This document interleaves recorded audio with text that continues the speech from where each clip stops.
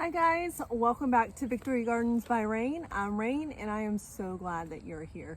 Today we're going to be planting beans. This is a variety called Dragon Tongue. It is from Baker Creek. I've grown this probably about 3 years and they are very good. They are like you would use them like a green bean.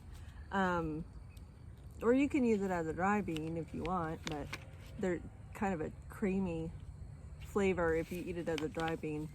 But anyway, this particular variety is a bush bean. Now, if you're interested in growing green beans or any type of bean, there's two types, which is a vining green bean or a bush. And so it'll say on the pack, this one says that it is a Dutch heirloom bean, has incomparable flavor, yields stunning yellow purple striped snaps, tasty shell beans, and it's a children's garden favorite. And it says it's a bush habit, requires no staking. Direct seed after last frost, soaking seeds overnight, pick frequently to keep plants productive, succession plant for prolonging harvest. That's what the directions are on the back. Now, you can soak your seeds when you go to plant your seeds. I don't, but I am in my garden every single day and I'm very accessible, so my soil stays moist and I watch the germination with that, if the Lord is willing and the creek don't rise. But if you know that you're kind of a new, or if you are absent-minded like I am sometimes, soaking the seeds might help with your germination rate. Essentially what it does is when you soak the seeds, it gets rid of the outer layer of the bean. It breaks that, I don't know if you can see that. It breaks the skin. It kind of softens the skin so that the germ, the little tail that pops up the root, will be able to break through that. So that's what it does. It just softens it up. But if you plant it in soil and keep your soil nice and damp, that also will do the same. Now, when you're planting your beans, understanding that there's a bush and a pole, which is a vining one, is pretty important because you need to know if you need to have a trellising system or not. So just because it says bush doesn't mean it's not going to vine and go everywhere. It just means it's going to be a short vine. It's going to be, so I'm planting these beans, and on the other side there's bush beans at the entrance of my garden, with the expectation, knowing that these guys are going to cascade over and crawl up. I'm going to interplant these with zinnias, and so they'll actually intertwine into the zinnias and use that as like a short trellis. So these beans will get probably about 2 or 3, maybe 3.5 feet long, if they're very well fed, which I'm praying they are. Then so it's not that you're going to have this nice little tidy situation, because there's no such a thing when it comes to beans. So just note that in your selection when you're buying beans or when you're gifted beans. Like my friend Stacy gave me some beans from her family that they've had for years and years and years, and they're pole beans. So I'm actually going to have a trellis for it to grow on that you can walk under, and so it'll be this beautiful full kind of arbor. But I know that they're a pole bean, and I'm intentionally going to plant them in a situation to where they can be trellised and keep them off the ground and as healthy as I can keep them. So when you go to plant beans, understand too that they are frost sensitive. So I'm being a little bold. Today is April the 6th, and we are outside of our frost date. So I'm past the frost date, the last frost date. I'm clear with that. However, I've got a couple of nights coming up that may be a little bit too chilly. So I know I'm going to have to come out and cover these with mulch if they've germinated in time for the cooler temperatures to hit. Beans like it hot. They, green beans are pretty tolerant as long as they're well watered. Now southern peas, like actual peas, like cow peas and black eyed peas and all of those things, they like it hot. So I'll plant these and then I'll come behind like in a few months, maybe a month and a half, or if my rest of my beds get built, I'll plant it then, but with the southern peas. And then that'll generally, because we get so hot here, that's generally what I'll focus on growing succession planting wise. Now with a bush bean, they'll grow and then they'll produce their pods, and my neighbor's having fun with target practice, so I apologize about that. I haven't figured out how to do the audio stuff yet until he empties his clip. So anyway, the bush beans tend to develop all of their pods all at one time, and they're really great to count on a large harvest coming into fruition all at one time. So you can use that for canning or preserving, or like, you know, if you're taking it to market, then you plant a bed of these, and then in 2 weeks you'll plant another bed, and then that'll be your market harvest to take and sell, because you'll have a lot at one time. Pole beans will produce a lot of beans, but they tend to produce them in like little bits at a time. The more you pick, the more you'll get, and they'll last for you know, generally the full season if they're in an environment that, like, Lord have mercy.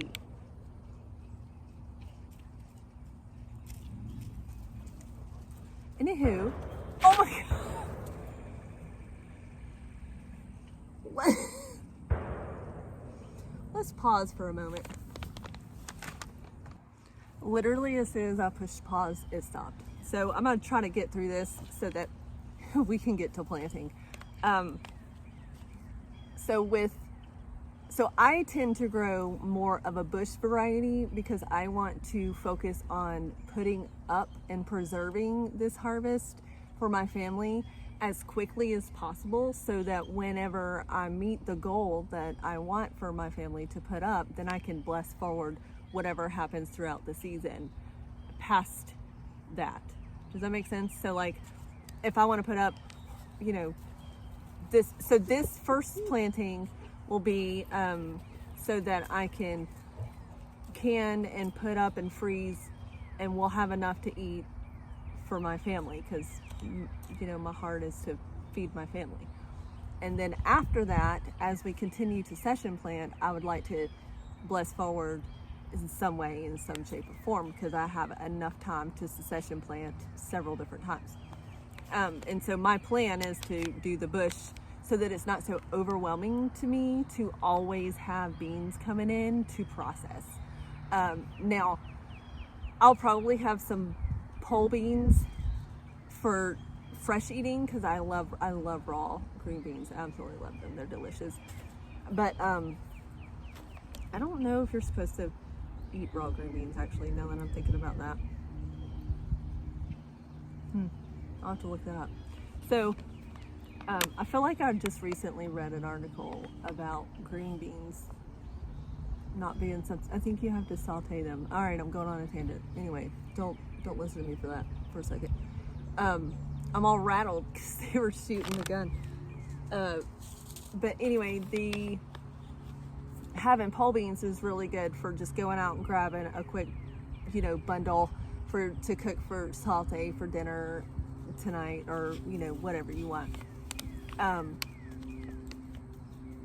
So that's a continuous harvest. The more you pick off of those, the more you're going to get, because when you plant a seed, God created the seed to grow, to produce fruit, to produce more seed, so that the life cycle of this plant can continue on. That's quite literally all it wants to do. So as you pick these beans, they're going to continue producing beans so that it'll produce seeds.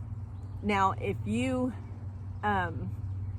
miss a week, a couple of days of not picking, then there'll be some brown strands of beans, and that means that it has gone to seed. They've dried on there. That means that plant has given up and it's ready to die. So it's not your fault if it doesn't. It might be your fault if you didn't pick them, but just save those as seeds and plant them right in the ground as soon as the pod turns brown. If you have enough time in your season, like I do.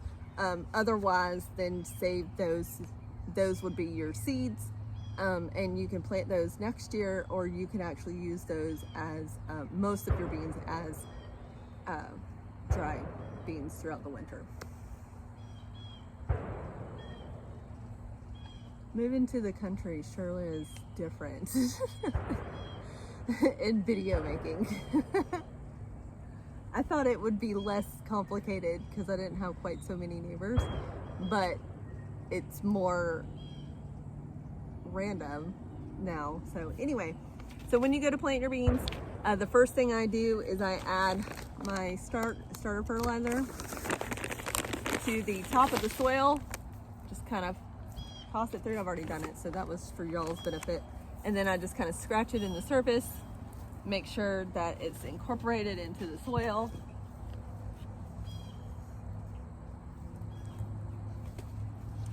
And then I actually take and flatten out my soil because I don't want any kind of uneven, so water runoff gets weird. And also it's pretty flat like that. And then I take and I put the seeds in my hand and I space them out appropriately, which in a seed, when you're planting seeds, you want to plant the seed as deep as okay, hold on. How do I say this? I always mess up trying to say it.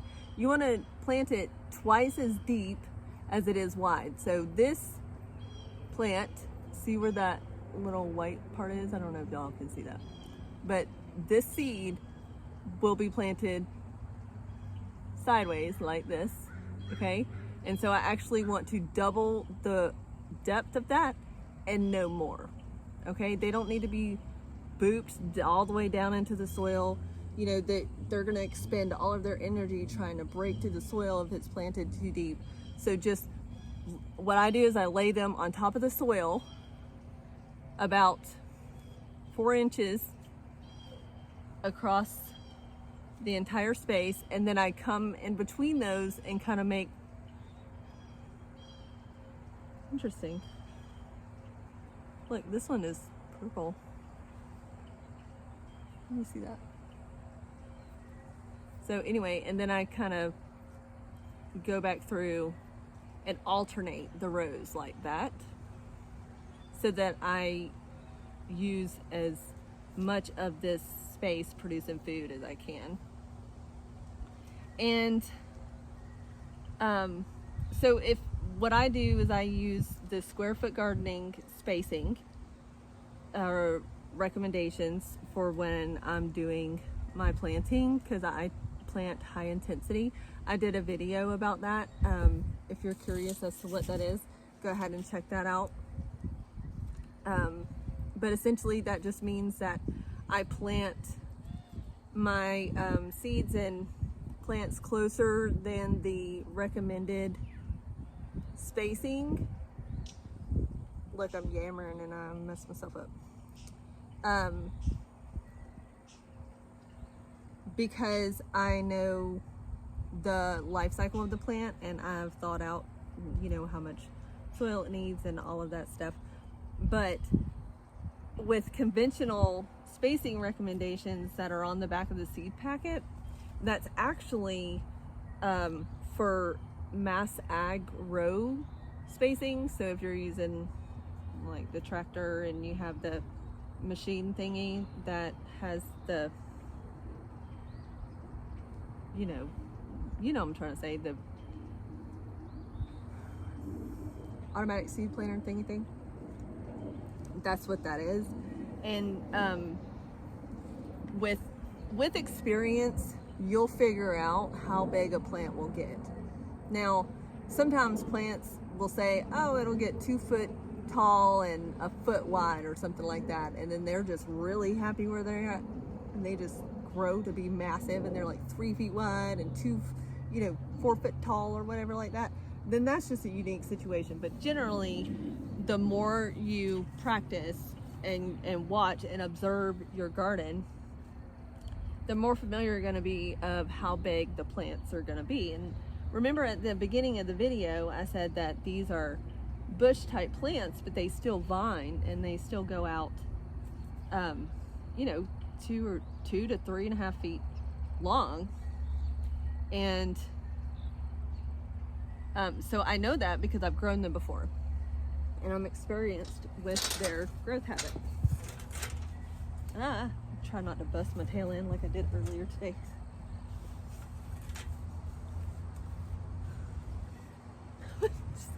Anyway, so what I know is that when I'm planting these, I know that they're going to be a strand, and then some of the ones that are in the middle will go up, because I'm going to interplant these with zinnias, and so the zinnias are going to grow, and then the beans will kind of go up alongside of the zinnias, and that's going to be really pretty.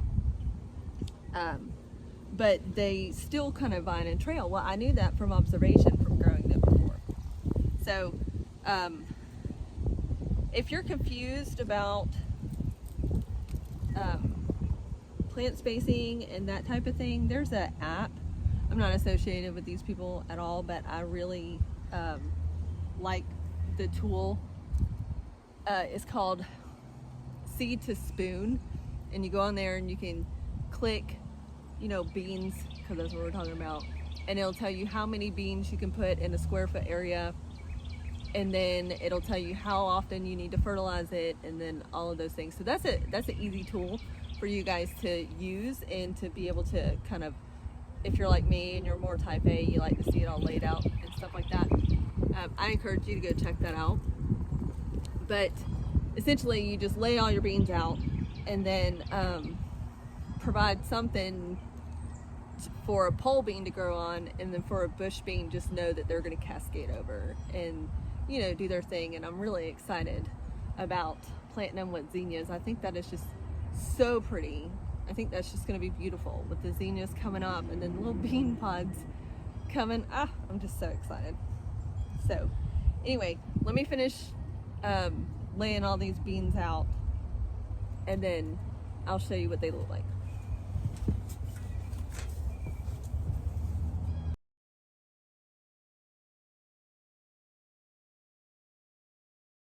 Okay, so it's kind of hard to see because they are the same color as the dirt, but you see how it's one is here, one's here, one's here, one's here, and one's here. So it's like 5 on a die. So I just went 1 here, here, and then here, and then kind of boop, boop, boop, boop, boop, boop, type thing. That's the spacing that I do there. And then now that I've got them all laid out, I'll actually just press them straight into the soil about that deep. See, it's not a lot. It's not deep at all. And then you just cover it, because you're going twice as deep as it is wide. So just boop, boop, boop. And there we go. All right, so now, whoop, camera's all moving around. Now that I went ahead and booped all my seed down and covered it up with the soil, I'm actually gonna take these zinnia seeds. I got them at the dollar store, 4 for $1, nothing fancy. They're semi-dwarf pumila mixed colors. right there, and it says days to germinate, 6 to 10 days, depth to sow, 1/4 of an inch. You see that right there? And it says seed spacing 4 to 5 inches, growing height 18 to 24, which is about ish. Okay, so and then an annual type. So I'm actually ignoring every bit of that except for the 1/4 of an inch. So what I'm gonna do is take this entire seed packet,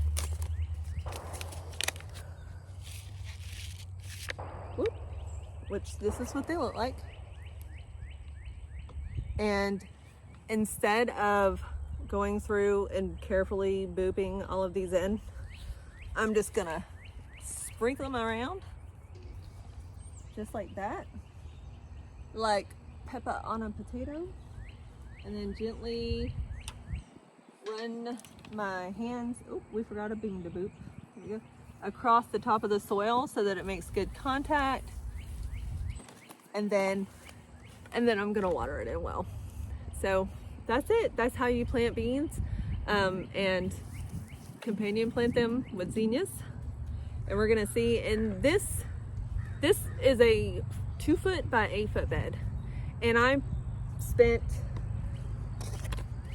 let's see, $4 on this pack of beans and 25 cents on this pack of flowers. Oh, there's still seeds in there. Okay, and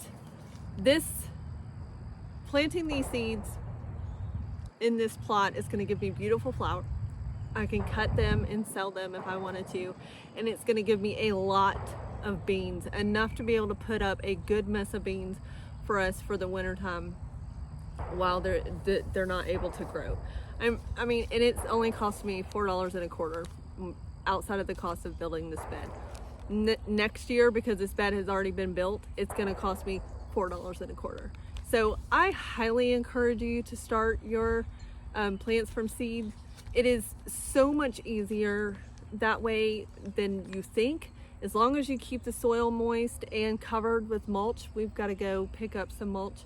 I ran out of leaves, and I'm actually going to go to my favorite place and get some wheat straw and put over the top of this, but I'm going to water it well and then top it with mulch.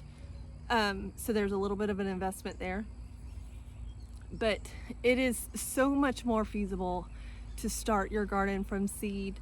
It's such a great economic choice, because if you were to go to the store and buy a bean plant, it would transplant well. They don't like to be transplanted. They like to be direct sown into the ground. And you don't know where all that came from. Like me, I know this came from a reputable source, and I know that it's an heirloom, so I can save the seeds. You can save the seeds pretty much of anything, just so you know. And this $4 investment has given me beans that I'll have forever. You know, like I can pass these beans down to my children and grandchildren, and they can have food. Because in order to save seeds from a bean plant, like I said earlier, you just let the bean dry out on the vine, and boom, once it's brown and crunchy, you've got your seeds. And that's literally as easy as it gets, and you'll have an infinite amount of food as long as you keep putting the seed in the ground. So I hope that encourages you. Thank you guys so much for spending time with me and in the garden planting our beans. I'm really excited about seeing how it goes, and I really hope Dude Buddy is getting his target practice down, because I'll need him to be my friend during the zombie apocalypse, apparently. But anyway, thank you guys so much for hanging out with me today. I hope you guys have a blessed time and while you're planting your garden, and I hope to see you in the next one.